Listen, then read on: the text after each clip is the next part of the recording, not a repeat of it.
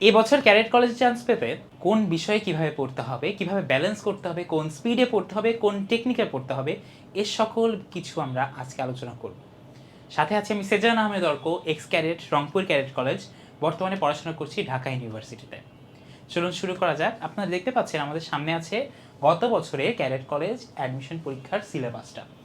আমরা জানি নিশ্চয়ই, আমরা মার্কস ডিস্ট্রিবিউশন সম্পর্কে জানি। আমরা ইংরেজিতে 100 মার্কস, ম্যাথে 100 মার্কস, বাংলাতে 60 এবং সকল জিকে, সায়েন্স বই, বিজিএস বই সকল কিছু মিলিয়ে ওদের 40 মার্কস কিন্তু বরাদ্দ থাকে। এই টোটাল 300 মার্কস।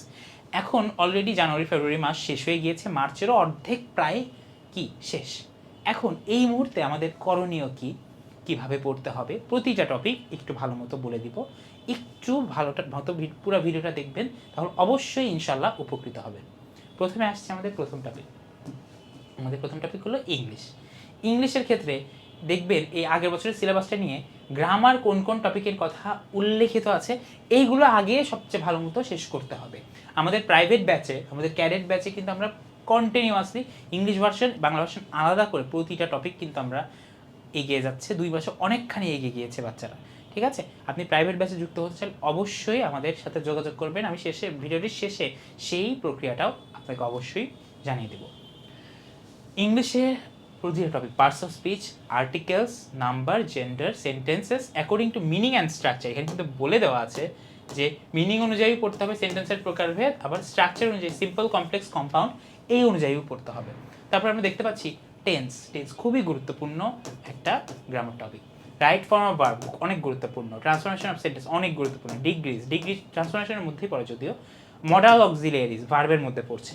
তারপরে completing sentence, subject verb agreement, non finite verb যেটাও ভার্বের মধ্যে পড়ছে, টাইপস, ক্লাসিফিকেশন, প্রতিটা জিনিসের, প্রতিটা পার্টস অফ স্পিচে ডিটেইলড ক্লাসিফিকেশন জানতে হবে, অনেক ডিটেইলস। ঠিক আছে, প্রতিটা টাইপস সম্পর্কে আমাদের জানতে হবে।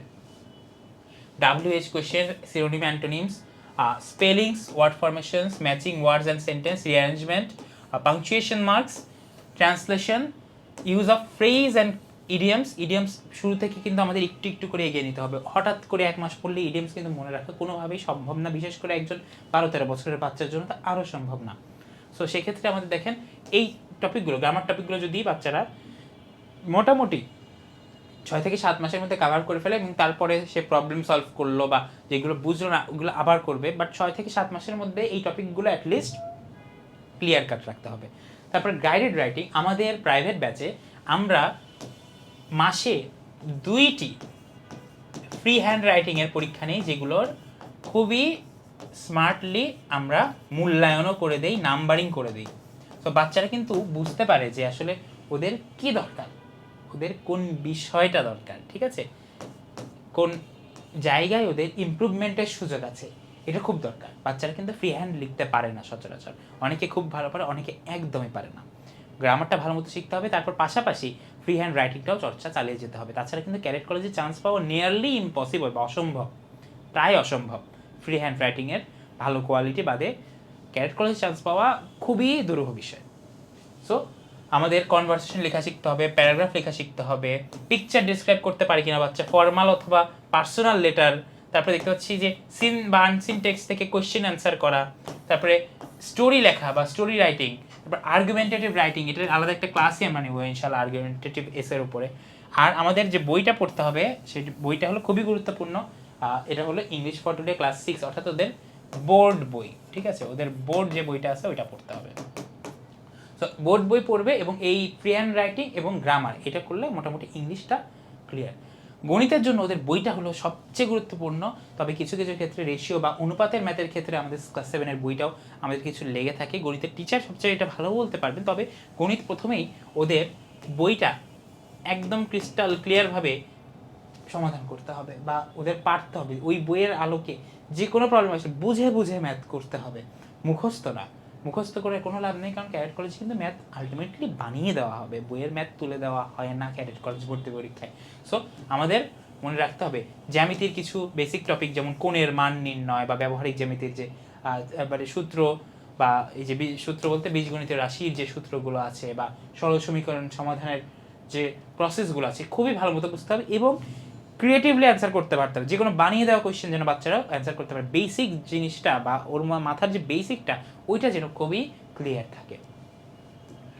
আর আমরা মোটামুটি আইকিউ টাইপ বুদ্ধিমত্তা বিষয়ক এইগুলো আমরা হলো যে কোনো আইকিউ রিলেটেড বই বা অ্যানালিটিক্যাল কোনো বই থেকে রেগুলার সলভ করলে এটা এগোনো সম্ভব।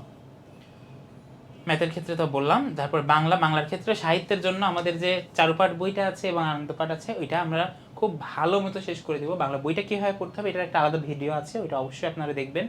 তারপরে ব্যাকরণ অংশটা প্রথমে বাংলা বইটা শেষ করতে হবে, তারপরে এক্সট্রা টপিক, ঠিক আছে, প্লাস কিছু এক্সট্রা কিছু টপিক আছে ওইগুলো আমাদের পড়তে হবে। যেমন কি আছে, কারক আছে, সমাজ যদিও পড়তে হয় না, তবে কারক, তারপরে নত্যবিধান সত্যবিধান, এগুলো কিন্তু এক্সট্রা টপিক, এগুলো কিন্তু আমাদের এক্সট্রাভাবে পড়তে হবে। তারপর নির্মিত অংশ বলতে এটাও ফ্রি হ্যান্ড রাইটিং এর মধ্যে পড়ে, এটা হলো free hand writing, free hand.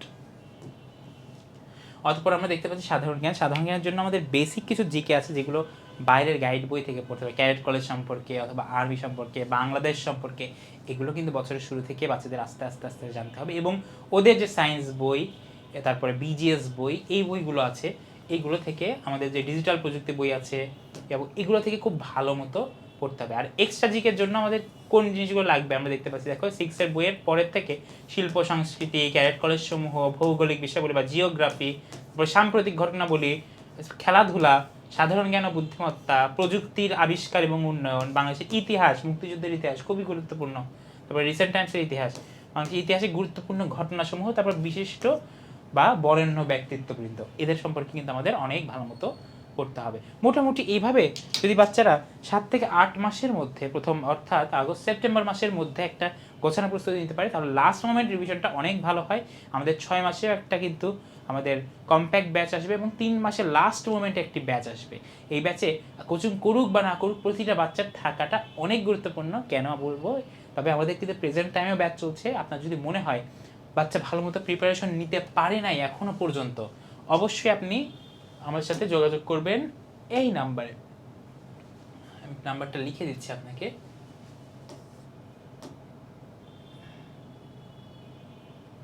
আমাদের সাথে এই নাম্বারে যোগাযোগ করবেন আমাদের ফোন অথবা হোয়াটসঅ্যাপের মাধ্যমে। প্রাইভেট ব্যাচে যুক্ত হওয়া বা ক্যাডেট কলেজ ভর্তি পরীক্ষা রিলেটেড যে কোনো সমস্যার সমাধানে আমরা ইনশাল্লাহ সাথে আছি আপনাদের। যে কোনো প্রবলেম জানাবেন, ইনশাল্লাহ উপকৃত হবেন। সবাই ভালো থাকবেন, সুস্থ থাকবেন। আল্লাহ হাফেজ, ধন্যবাদ সবাইকে।